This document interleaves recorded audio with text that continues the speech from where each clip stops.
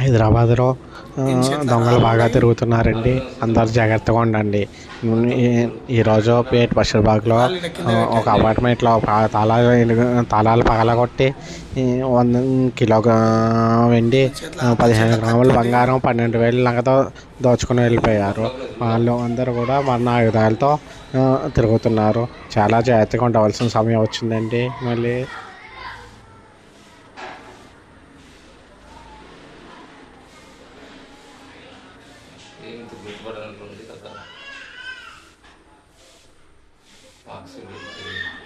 ఎవరైనా అడ్డం వచ్చి అరిసిస్తే మాత్రం వాళ్ళని కొట్టి చంపిపోతారు వాళ్ళు.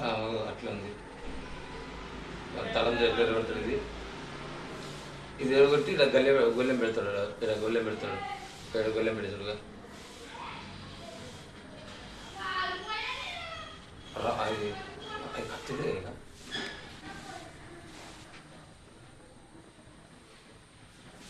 చూస్తాడు. అక్కడ గ్లౌజులు, మాస్కులు ఏం ముందర పడకుండా కూడా. ఇంకొకరికి ఏం చెప్తున్నా, ఇంకొకటి బయట